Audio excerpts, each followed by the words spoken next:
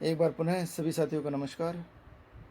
अब प्रस्तुत किया जा रहा है इस सीरीज का लास्ट वीडियो क्लास 10th का है, मॉडल पेपर नंबर 10, और जिसका कि पार्ट सेकंड रिकॉर्ड किया जा रहा है। और एक बार पुनः सभी साथियों से पुनः निवेदन है कि इस रिकॉर्डिंग को अधिकतर से अधिक विद्यार्थियों तक उसे ज़रूर शेयर करें जो कि क्लास 10th का एग्ज़ाम देने जा रहे हैं या उसकी तैयारी में लगे हुए हैं। इस सीरीज़ का ये लास्ट वीडियो है और अब तक जितने भी वीडियो आए हैं और सबको आप कंटिन्यू फॉलो करें और इससे आपका कोर्स का पूरा रिवीजन हो जाएगा। सबसे बड़ी बात है कि इसमें जो क्वेश्चन का जो सिलेक्शन किया गया है वो इस तरह से किया गया है कि कोर्स का कोई भी पॉइंट न छूटे, और पूरा विश्वास है कि पेपर इससे बाहर नहीं जाएगा। आप सभी विद्यार्थी इस बात का ज़रूर फॉलो करें। और सबसे बड़ी बात, जो नक्शा जो है उसको भी आप कंटिन्यू सारे नक्शे देखेंगे तो ये समझ में आ जाएगा कि नक्शे में विविध प्रकार के आयाम पूछे जा रहे हैं। ठीक है ना, तो उस चीज़ को भी ज़रूर फॉलो करें। और रिकॉर्डिंग की जा रही है क्लास 10th के स्टूडेंट बंटी के द्वारा। मॉडल पेपर नंबर 10 कक्षा 10 सामाजिक विज्ञान पार्ट 2। प्रश्न नंबर 20, कनिष्क के योगदान का वर्णन कीजिए। इसका उत्तर है पहला, कनिष्क कुषाण वंश का सबसे महान शासक था। उसने 78 ईस्वी में शक संवत चलाया। दूसरा, कनिष्क ने कश्मीर को जीतकर वहां कनिष्कपुर नामक नगर बसाया। तीसरा, उसने काशगर, यारकंद तथा के खोतान पर भी विजय प्राप्त की। चौथा, वह बौद्ध धर्म का संरक्षक था। उसने कश्मीर के कुंडल वन में चौथी बौद्ध संगीतें आयोजित की। पांचवा, उसके समय में गांधार शैली तथा मथुरा शैली का पर्याप्त विकास हुआ। छठा, कनिष्क साहित्य तथा कला का संरक्षक था। उसके दरबार में अश्वघोष, वसुमित्र, नागार्जुन, चरक, मातंग, दिवाकर, पार्श्व जैसे उच्च कोटि के विद्वान रहते थे। प्रश्न नंबर 21, देवारी समझौते के बारे में आप क्या जानते हैं? देवारी समझौता, जब मुगल सम्राट बहादुर शाह ने आमेर के शासक सवाई जयसिंह तथा मारवाड़ के शासक अजीत सिंह को सूबेदार नियुक्त कर दिया तो वह बड़े नाराज हुए। इस अवसर पर मेवाड़ के शासक अमर सिंह द्वितीय ने इस शर्त पर सवाई जयसिंह को सहायता देना स्वीकार कर लिया कि अमर सिंह द्वितीय की पुत्री चंद्रसेन कुंवरी का विवाह सवाई जयसिंह से किया जाएगा तथा उसका पुत्र ही आमेर का आगामी शासक बनेगा। सवाई जयसिंह ने यह शर्त स्वीकार कर ली। उसे देवाई समझौता कहा जाता है।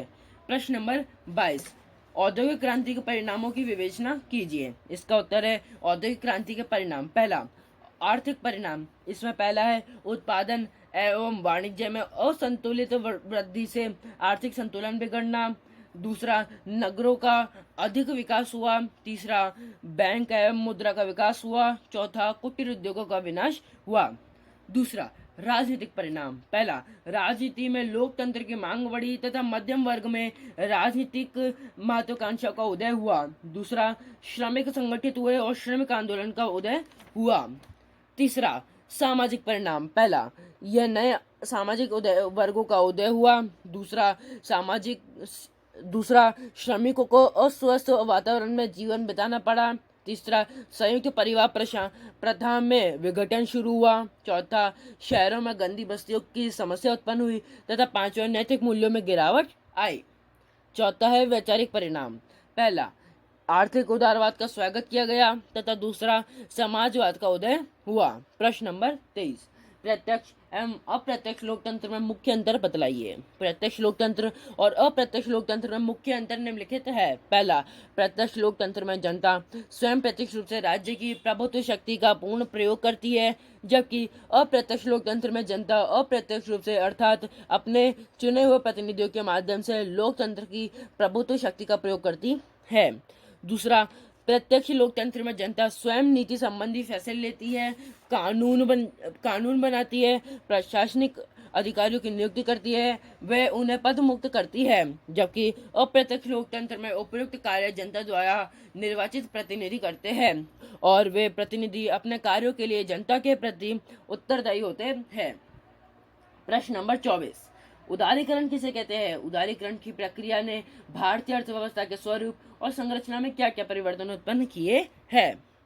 प्रश्न नंबर 24 का उत्तर, उदारीकरण अर्थव्यवस्था में अवांछित नियंत्रणों एवं प्रतिबंधों को समाप्त करके सरकार को सुविधा प्रदाता की भूमिका में ले आने की प्रक्रिया उदारीकरण है। उदारीकरण के परिणाम स्वरूप भारतीय अर्थव्यवस्था समाजवादी मिश्रित अर्थव्यवस्था से पूंजीवादी मिश्रित अर्थव्यवस्था में परिवर्तित हो गई है। उदारीकरण से अर्थव्यवस्था में सरकारी हस्तक्षेप में कमी आई तथा अर्थव्यवस्था की संरचना दृढ़ता समाप्त हो गई है। उदारीकरण से अर्थव्यवस्था में उत्पादन व व्यापार की क्रियाओं व प्रतिक्रियाओं में सरलता आई है। प्रश्न नंबर 24 का अथवा वैश्वीकरण से क्या तात्पर्य है? वैश्वीकरण की प्रक्रिया द्वारा भारतीय अर्थव्यवस्था में क्या परिवर्तन आए हैं? अथवा का उत्तर वैश्वीकरण घरेलू अर्थव्यवस्था के विश्व अर्थव्यवस्था के साथ एकीकरण की प्रक्रिया वैश्वीकरण कहलाती है। वैश्वीकरण से परिवर्तन नई आर्थिक नीति के तहत भारत में वैश्वीकरण की नीति को अपनाया गया है। इसमें भारत में विदेशी व्यापार तथा विदेशी निवेश पर से प्रतिबंधों को काफी सीमा तक हटा दिया गया है। आयातों का उदारीकरण किया गया तथा अधिकांश वस्तुओं को स्वतंत्र व्यापार की अनुमति दे दी गई है। इस हेतु भारत की अर्थव्यवस्था को अन्य देशों एवं बहुराष्ट्रीय कंपनियों हेतु खोला गया। इसमें भारतीय उद्योगों के सम्मुख प्रतिस्पर्धा में वृद्धि हुई। इस प्रकार वैश्वीकरण कई तरह से भारतीय अर्थव्यवस्था के लिए लाभदायक रहा है। प्रश्न नंबर 25 स्वयं सहायता समूह क्या होते हैं? यह किस प्रकार ऋण प्रदान करने के परंपरागत तरीकों से भिन्न है? इसका उत्तर है स्वयं सहायता समूह। स्वयं सहायता समूह 15 से 20 सदस्यों का एक ऐसा समूह होता है जो नियमित रूप से मिलते हैं तथा बचत करते हैं तथा सदस्य अपनी जरूरत के अनुसार समूह से छोटे कर्ज ले सकते हैं। समूह इन कर्जों पर न्यूनतम व उचित ब्याज लेता है। स्वयं सहायता समूह द्वारा परंपरागत तरीकों से भिन्न तरीके से ऋण उपलब्ध करवाया जाता है। इसमें धनराशि समूह के सदस्यों की बचतों से ही एकत्र होती है तथा यदि समूह के किसी सदस्य को छोटे कर्ज की आवश्यकता होती है तो वह उस एकत्र राशि में से कर्ज प्राप्त कर सकता है। लिए गए कर्ज पर उचित ब्याज दर ली जाती है जो प्राय साहूकारों द्वारा ली गई ब्याज दर से बहुत कम होती है। प्रश्न नंबर 26 राजस्थान सरकार द्वारा चलाई जा रही कोई 4 लाभकारी योजनाएं बताइए। इसका उत्तर है राजस्थान सरकार द्वारा चलाई जा रही 4 प्रमुख लाभकारी योजनाएं निम्नलिखित है। पहला दुर्घटना मृत्यु पर सहायता। इसमें असंगठित क्षेत्र के पंजीकृत श्रमिक की दुर्घटना में मृत्यु होने पर 5 लाख रुपए की सहायता दी जाती है। दूसरा चिकित्सा अनुदान राशि योजना। इसके तहत पंजीकृत श्रमिकों को इलाज करवाने के लिए 1 लाख रुपए की सहायता दी जाती है। तीसरा निर्माण श्रमिकों के बच्चों को छात्रवृत्ति। इसके तहत पंजीकृत श्रमिकों के बच्चों को छात्रवृत्ति दी जाती है। चौथा प्रसूति सहायता योजना। इसके अंतर्गत महिला हितकारी योजना में 2 प्रसवों के लिए प्रति प्रसव 6,000 रुपए प्रसूति सहायता दी जाती है। प्रश्न नंबर 27 उदारवादियों के किन्हीं 6 सिद्धांतों का वर्णन कीजिए। इसका उत्तर है उदारवादियों के प्रमुख सिद्धांत निम्नलिखित है। पहला ये लोग उदारवादी तथा परिमित राजनीति में विश्वास करते थे। दूसरा ये लोग अपनी राजनीति की व्याख्या उदारवाद और संयम के समन्वय में से करते थे। तीसरा ये लोग भारतीयों के लिए धर्म और जाति के पक्षपात के विरोधी थे। मानवीय समानता, कानूनों के सामने बराबरी, नागरिक स्वतंत्रताओं के प्रसार और प्रतिनिधि संस्थाओं के विकास के समर्थक थे। चौथा उदारवादियों का विश्वास था कि अंग्रेज न्यायिक लोग हैं वे भारत के साथ न्याय ही करेंगे। भारत की शिकायत अंग्रेज नौकरशाही के कारण अथवा अंग्रेजों को हमारी शिकायतों को पूरी जानकारी न होने के कारण से है। यही कारण है कि उदारवादियों ने इंग्लैंड में प्रचार की और अधिक ध्यान दिया। पांचवा इस काल में उदारवादियों ने देश की स्वतंत्रता की मांग नहीं की, केवल भारतीयों के लिए कुछ रियासतों की मांग की। छठा उदारवादी संवैधानिक साधनों में विश्वास करते थे। वे प्रार्थना पत्रों, स्मृति पत्र आदि के द्वारा अपनी मांगों को सरकार के सामने प्रस्तुत करते थे। प्रश्न नंबर 27 का अथवा भारत के स्वतंत्रता संघर्ष में गर्मपंथी राष्ट्रवादी विचारधारा का वर्णन कीजिए। अथवा का उत्तर भारत के स्वतंत्रता संघर्ष में गर्मपंथी राष्ट्रवादी विचारधारा 1905 से 1919 तक राष्ट्रीय आंदोलन का काल अतिवादी राजनीति का काल कहलाता है। गर्मपंथी नेताओं में बाल गंगाधर तिलक, विपिन चंद्र पाल, लाला लाजपत राय, अरविंद घोष आदि के नाम उल्लेखनीय है। तिलक का कहना था कि स्वराज्य के बिना कोई सामाजिक सुधार नहीं हो सकते और ना कोई प्रगति, ना कोई उपयोगी शिक्षा, ना ही राष्ट्र जीवन की परिपूर्णता। गर्मपंथी दल के सिद्धांत निम्नलिखित थे। पहला गर्मपंथी लोग विदेशी माल को बहिष्कार करने तथा स्वदेशी माल का प्रयोग करने पर बल देते थे। दूसरा, गर्मपंथी पाश्चात्य शिक्षा के आलोचक थे। वे भारतीय शिक्षा प्रणाली तथा राष्ट्रीय शिक्षा पर बल देते थे। उनका कहना था कि नियंत्रित शिक्षा संस्थाओं के स्थान पर एक राष्ट्रीय शिक्षा योजना बनाई जाए तथा विद्यार्थियों को देश सेवा में लगाया जाए। तीसरा, गर्मपंथी लोगों ने राजनीतिक अधिकारों की प्राप्ति के लिए बहिष्कार, स्वदेशी आंदोलन, राष्ट्रीय शिक्षा के माध्यम से अपनी मांगे मनवाने पर बल दिया। चौथा, गर्मपंथी ब्रिटेन से संबंध तोड़कर पूर्ण स्वराज्य के समर्थक थे। पांचवा, गर्मपंथी ब्रिटिश शासक के विरोधी थे। वे अंग्रेजों के न्यायप्रियता तथा ईमानदारी में विश्वास नहीं करते थे। प्रश्न नंबर 28, राष्ट्रपति की समय पूर्व पदच्युति की प्रक्रिया का वर्णन कीजिए। इसका उत्तर है राष्ट्रपति के कार्यकाल समाप्ति से पूर्व पदच्युति की पद्धति। महाभियोग। भारत के राष्ट्रपति का कार्यकाल 5 वर्ष है, किंतु भारतीय संविधान के अनुच्छेद 61 के अनुसार राष्ट्रपति पर संविधान में दी गई पद्धति के अनुसार उस पर महाभियोग लगाकर उसे उसके सामान्य कार्यकाल से पूर्व भी पदच्युत किया जा सकता है। राष्ट्रपति पर अभियोग लगाने का अधिकार भारतीय संसद के प्रत्येक सदन को प्राप्त है। अभियोग चलाने की अनुमति के लिए अभियोग चलाने वाले सदन की समस्त संख्या के 1/4 सदस्यों के हस्ताक्षर होने आवश्यक है। सदन में प्रस्ताव प्राप्त होने के 14 दिन बाद अभियोग लगाने वाले सदन में उस पर विचार किया जाएगा और यदि अभियोग का प्रस्ताव सदन की कुल संख्या के 2/3 सदस्यों द्वारा स्वीकृत हो जाए तो उसके उपरांत प्रस्ताव द्वितीय सदन को भेज दिया जाता है। दूसरा सदन इन अभियोगों की या तो स्वयं जांच करेगा या इस कार्य के लिए विशेष समिति नियुक्त करेगा। यदि इस सदन में राष्ट्रपति के विरुद्ध लगाए गए आरोप सिद्ध हो जाते हैं और दूसरा सदन भी अपने कुल सदस्यों के कम से कम 2/3 बहुमत से महाभियोग के प्रस्ताव को स्वीकार कर ले तो प्रस्ताव स्वीकृत होने की तिथि से राष्ट्रपति पदच्युत समझा जाएगा। प्रश्न नंबर 28 का अथवा उपराष्ट्रपति का निर्वाचन किस प्रकार किया जाता है, उसकी शक्ति एवं कार्यों का वर्णन कीजिए। इसका उत्तर है उपराष्ट्रपति का निर्वाचन अप्रत्यक्ष रूप से गुप्त मतदान प्रणाली द्वारा अनुपातिक प्रतिनिधित्व के अनुसार एकल संक्रमणीय मत पद्धति द्वारा एक निर्वाचक मंडल द्वारा किया जाता है। इस निर्वाचक मंडल में संसद के दोनों सदनों के सभी निर्वाचित और मनोनीत सदस्य सम्मिलित होते हैं। योग्यताएं। पहला, वह भारत के नागरिक हो। दूसरा, उसकी आयु कम से कम 35 वर्ष हो।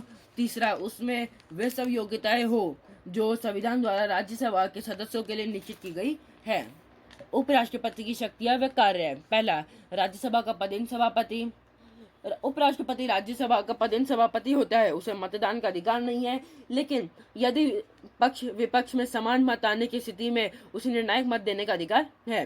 उसे सभापति के रूप में राज्यसभा में व्यवस्था व अनुशासन बनाए रखने की शक्ति प्राप्त होती है। वह काम रोको प्रस्ताव की अनुमति देता है और राज्यसभा में अव्यवस्था उत्पन्न होने पर वह बैठक स्थगित कर सकता है। दूसरा, उपराष्ट्रपति पद का कार्यभार संभालना। पहला, राष्ट्रपति की मृत्यु हो जाने पर। दूसरा, राष्ट्रपति के त्याग पत्र दे देने पर। तीसरा, महाभियोग के कारण राष्ट्रपति की पदच्युति पर। तथा चौथा, अन्य किसी कारण से उत्पन्न राष्ट्रपति की असमर्थता की स्थिति में, जैसे रोग या विदेशी यात्रा। प्रश्न नंबर 29, उच्च न्यायालय के क्षेत्राधिकार में क्या क्या शामिल है, समझाइए। इसका उत्तर है उच्च न्यायालय का क्षेत्राधिकार। पहला, मूल अधिकार। उच्च न्यायालय द्वारा प्रथमतः निम्नलिखित वादों की सुनवाई की जाती है। पहला, संसद एवं राज्य विधानमंडल सदस्यों के निर्वाचन संबंधी विवाद। दूसरा, राजस्व एकत्रीकरण संबंधी विवाद। तीसरा, मौलिक अधिकारों व वसीयत विवाह विधि, कंपनी कानून तथा विवाह विच्छेद संबंधी मुकदमे। दूसरा, याचिका अधिकारिता। उच्च न्यायालय मौलिक अधिकारों के साथ साथ अन्य अधिकारों के लिए बंदी प्रत्यक्षीकरण, परमादेश, प्रतिषेध, उत्प्रेषण तथा अधिकार प्रच्छा याचिका जारी कर सकता है। तीसरा, अपीलीय क्षेत्राधिकार। उच्च न्यायालय के अपीलीय क्षेत्राधिकार निम्नलिखित है। पहला, सिविल अपीलीय क्षेत्राधिकार।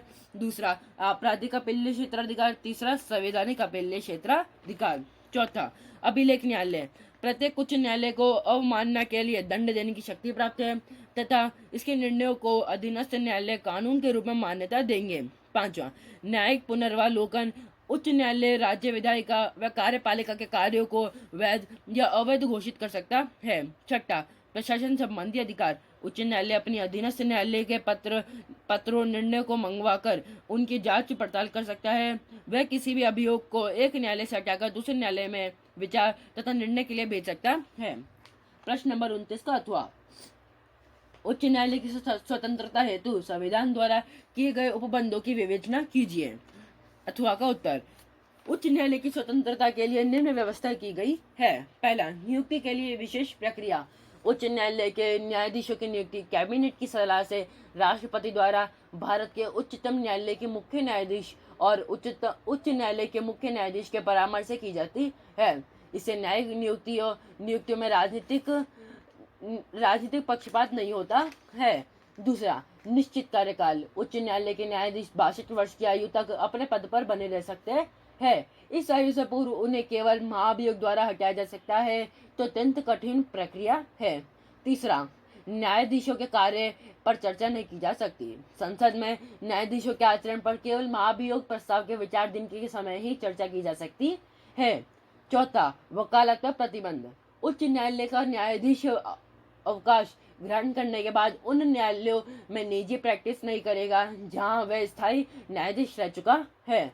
पांचवा, कार्यपालिका से पृथक्करण। संविधान द्वारा राज्यों को निर्देशित किया गया है कि लोक सेवा में न्यायपालिका के कार्यपालिका से अलग रखा जाए, अर्थात कार्यपालिका अधिकारियों को न्यायिक शक्तियां नहीं दी जानी चाहिए। प्रश्न नंबर 30, दिए गए भारत के रेखा मानचित्र में निम्नलिखित को अंकित कीजिए। पहला, कोटा बैराज। दूसरा, मदुरई। तीसरा, भिलवाड़ा। चौथा, बोकारो। पांचवा है दादर एवं नागर हवेली। यह प्रश्न 5 नंबर का है, जिनमें प्रत्येक स्थान 1-1 नंबर का है। आप ये सभी स्थानों को एटलस की सहायता से देखकर भर सकते हैं एवं याद कर सकते हैं। स्टार्ट।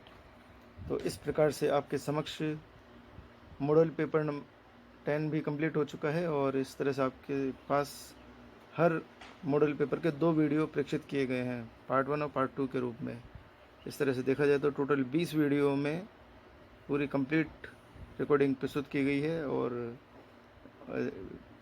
पहले भी बताया जा चुका है, पार्ट 1 पार्ट 2 का पीछे मकसद ये था कि जो छोटे क्वेश्चन हैं 20 शब्द और 40 शब्द वाले, उनको अलग वीडियो में प्रेक्षित किया जाए। जो बड़े क्वेश्चन हैं 100 शब्द और 150 शब्द वाले, उनको नेक्स्ट वीडियो में प्रेक्षित किया जाए। ठीक है ना। तो इसी बात को ध्यान में रखकर पार्ट 1 और पार्ट 2 का कंसेप्ट ध्यान में रखा गया है। और अब सभी विद्यार्थियों से और शिक्षकों से निवेदन है कि इस रिकॉर्डिंग को प्लीज़ उन विद्यार्थियों तक पहुंचाने का प्रयास करें जो क्लास 10th का एग्ज़ाम देने जा रहे हैं या उसकी तैयारी में लगे हुए हैं। और प्लीज़ एक रिक्वेस्ट और, इस चैनल को सब्सक्राइब करें और अन्य और भी कई सारी जानकारियाँ आपके समक्ष समय समय पर प्रस्तुत की जाती रहेगी। मिलते हैं फिर अगली बार। आप सभी को एक बार पुनः नमस्कार।